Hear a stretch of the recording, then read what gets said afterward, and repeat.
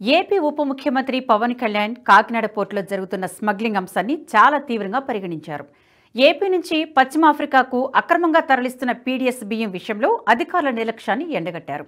ఇంతటి సీరియస్ అంశాన్ని చూసి చూడనట్లు ఎందుకు వ్యవహరిస్తున్నారని గద్దించారు. వెంటనే షిప్ను సీజ్ చేయాలని ఆదేశించారు.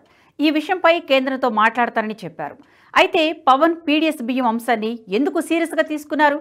హీరోయిజం చూపించడం కోసం చేశారని ఆయనపై విమర్శలు వస్తున్నప్పటికీ ఇది జాతీయ ఆహార భద్రతకే పెను సవాలు విసురుతోంది కాబట్టి దీన్ని సీరియస్గా తీసుకున్నట్లు కనిపిస్తోంది. అయితే పవన్ కళ్యాణ్ వ్యాఖ్యలను అంత ఈజీగా తీసి పారేసే విధంగా లేవంటున్నారు రాజకీయ విశ్లేషకులు. పీడీఎస్ బియ్యం అంటే సాధారణంగా రేషన్ షాపుల్లో లభించే బియ్యం. ఈ బియ్యాన్ని ఇతర దేశాలకు ఎగుమతి చేయడం నిషిద్ధం. ఇది ఆహార భద్రతా చట్టం ప్రకారం తీవ్రమైన నేరం. ఈ బియ్యాన్ని కొంతమంది అక్రమ మార్గాల్లో ఇతర దేశాలకు తరలించే ప్రయత్నం చేస్తున్నారు. కానీ మన దేశ చట్టాల ప్రకారం నిత్యావసరాలను, ఆహార వస్తువులను ఇతర దేశాలకు ఎగుమతి చేయాలంటే చాలా అనుమతులు తీసుకోవాల్సి ఉంటుంది. ముఖ్యంగా నిత్యావసరాలను ఎగుమతి చేయడానికి ప్రభుత్వం నుంచి అనుమతి తప్పనిసరి. దేశ అవసరాల నిమిత్తం కేంద్రం వీటి ఎగుమతులపై నిషేధం విధిస్తూ ఉంటుంది. మన దేశంలోని ప్రజలకు అవసరాలకు తీరిపోగా మిగిలిన వాటిని ఎగుమతి చేసేందుకు కేంద్రం అనుమతులు ఇస్తుంది. వాటినే ఎగుమతి చేయాల్సి ఉంటుంది. ఉదాహరణకు కొన్నిసార్లు ఉల్లిగడ్డల ధరలు పెరిగినప్పుడు వాటి ఎగుమతిని కేంద్రం తాత్కాలికంగా నిషేధిస్తుంది. ధరలు పెరిగిన సమయంలోనూ ఎగుమతులకు అనుమతిస్తే వీటి లభ్యత మరింత క్లిష్టమై సామాన్యులకు దూరమవుతుంది. అందుకే ప్రతి ఏటా వ్యవసాయ శాఖ ఆహార పంటల సాగు విస్తరణపై సర్వే చేపడుతుంది. ఆ ఏడు దిగుమతి ఎంత వస్తుందో ముందుగానే అంచనా వేస్తుంది. ఈ దిగుమతి ప్రజలకు సరిపోతుందో లేదో లెక్కగడుతుంది. ఆ తర్వాతే వాటిని ఎగుమతి చేయాలా, నిషేధించాలా అనే దానిపై ఒక అంచనాకు వస్తుంది. ప్రస్తుతం భారత్లో పీడీఎస్ బియ్యాన్ని ఎగుమతులను నిషేధించింది కేంద్ర ప్రభుత్వం. పీడీఎస్ బియ్యం దేశవ్యాప్తంగా అనేక రాష్ట్రాల్లో దారిమళ్లుతుంది. ఏపీలో ఇప్పటి వరకు పీడీఎస్ బియ్యం అక్రమంగా స్మగ్లింగ్ అవుతున్న విషయాన్ని అధికారులు గుర్తించలేకపోయారు.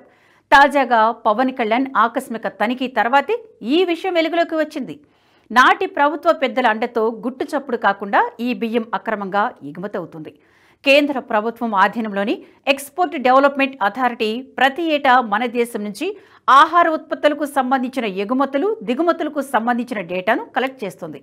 అయితే ఈ అథారిటీకి కూడా మన దేశం నుంచి పీడీఎస్ బియ్యం ఎగుమతి అవుతోందన్న సంగతి తెలియదని సమాచారం. ఏపీలోనూ కాకినాడ కేంద్రంగా ఈ స్మగ్లింగ్ పెద్ద ఎత్తున జరుగుతున్నా అధికారిక గణాంకాల్లో పీడీఎస్ బియ్యం దారి తప్పుతున్న విషయం తెలియదు. కనీసం తమిళనాడులైనా ప్రతి ఏటా ఎంత బియ్యం దారి తప్పుతోందన్న విషయంపై లెక్కలు ఉన్నాయి. Indian council for research on international economic relations చేసిన అధ్యయనం ప్రకారం తమిళనాడులో ప్రతి ఏటా 1,900 కోట్ల విలువైన పీడీఎస్ బియ్యం పక్కదారి పడుతున్నట్లు తేలింది. ఇది ప్రత్యక్షంగా 21.67 లక్షల కుటుంబాలపై ప్రభావం చూపుతుంది. దీనిపై అక్కడి ప్రభుత్వం చర్యలు తీసుకుంటుంది. కానీ ఏపీలో ఈ సమస్యను గత ప్రభుత్వం గుర్తించకపోవడంతో దీనికి సంబంధించిన లెక్కలు కూడా లేవు. అందుకే పవన్ కళ్యాణ్ ఈ విషయాన్ని చాలా సీరియస్గా తీసుకున్నారు.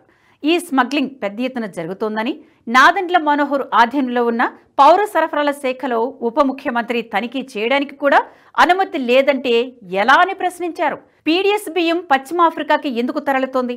పశ్చిమ ఆఫ్రికా భూములు తృణధాన్యాలు ఎక్కువగా పండే భూములు. అక్కడ బియ్యం ఎక్కువగా పండదు.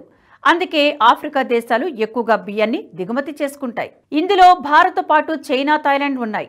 మన దేశం ఎక్కువగా బాస్మతి బియ్యాన్ని ఇతర దేశాలకు ఎగుమతి చేస్తుంది. దీంతో పాటు సాధారణ బియ్యాన్ని కూడా ఎగుమతి చేస్తుంది. కానీ దేశ అవసరాల నిమిత్తం ఈ బియ్యం ఎగుమతులను కొన్నిసార్లు తగ్గిస్తుంది. దీంతో ఆఫ్రికా దేశాలు బియ్యాన్ని చైనా, థాయిలాండ్ల నుంచి ఎక్కువగా దిగుమతి చేసుకుంటున్నాయి. అయితే పీడీఎస్ బియ్యం ఎందుకు ఎక్కువగా స్మగ్లింగ్ అవుతుందనే అనుమానం రావచ్చు. చైనా, థాయిలాండ్ దేశాలు ఆఫ్రికాకు మన దేశం కంటే తక్కువ ధరకే ఎగుమతి చేస్తున్నాయి. దీంతో మరింత తక్కువ ధరకు బియ్యం స్మగ్లింగ్ చేయాలంటే స్మగ్లర్లకు ఉన్న ఒకే ఒక్క దారి పీడీఎస్ బియ్యం.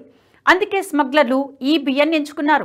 ఈ బియ్యం ఎగుమతికి కాకినాడ పోర్టును ఎంచుకోవడానికి గతంలో ప్రభుత్వంలో ఉన్న వైసీపీనే ప్రధాన కారణమని జనసేన ఆరోపిస్తుంది. అక్కడ అధికారుల నుంచి గతంలో అధికారంలో ఉన్న పార్టీ నాయకుల సహకారం స్మగ్లర్లకు మెండుగా ఉండడంతోనే యథేచ్ఛగా స్మగ్లింగ్ అవుతుంది. గత ప్రభుత్వంలోని పెద్దల కనుసన్నలోనే ఈ స్మగ్లింగ్ జరుగుతూ ఉండడంతో పీడీఎస్ బియ్యం పక్కదారి పడుతున్న విషయాన్ని బయటకు రాకుండా మేనేజ్ చేశారనేది ప్రధాన ఆరోపణ. అయితే ప్రభుత్వం మారినప్పటికీ అధికారులు ఇంకా వైసీపీ నాయకుల కనుసన్నల్లోనే పనిచేస్తున్నారనే విమర్శలు వినిపిస్తున్నాయి. అందుకే పవన్ కళ్యాణ్ పోర్టులోకి రాకుండా 2 నెలలుగా అడ్డుకున్నారు. పదే సాకులు చెబుతూ తప్పించుకున్నారు. పవన్ కళ్యాణ్ అక్కడికి వస్తే అది 10,000 మంది ఉద్యోగులపై ప్రభావం చూపిస్తుందని కుంటి సాకులు చెప్పారు. చివరకు స్మగ్లింగ్ చేస్తున్న షిప్ను ఆపడానికి వెళ్దామని చెప్పినా వాతావరణం సరిగ్గా లేదని చెప్పడం అధికారుల తీరుకు అద్దం పడుతుంది. ఏది ఏమైనా పవన్ కళ్యాణ్ షిప్ను సీజ్ చేసే వరకు వదిలిపెట్టలేదు. దీంతో పవర్ స్టార్ సినిమాల్లోనే కాదు నిజ జీవితంలోనూ హీరో అని నిరూపించుకున్నారు. ఈ వీడియో మీకు నచ్చినట్టయితే లైక్ చేయండి, 10 మందికి షేర్ చేయండి. అలాగే కామెంట్ల రూపంలో మీ అభిప్రాయాలను మాతో పంచుకోండి. Nationalist hub group of channels ను సబ్స్క్రైబ్ చేసుకుని తెలుగునాట జాతీయవాద జర్నలిజాన్ని ప్రోత్సహించండి. ఈ వీడియో కింద ఉన్న బెల్ ఐకాన్ పై క్లిక్ చేయడం మర్చిపోవద్దు.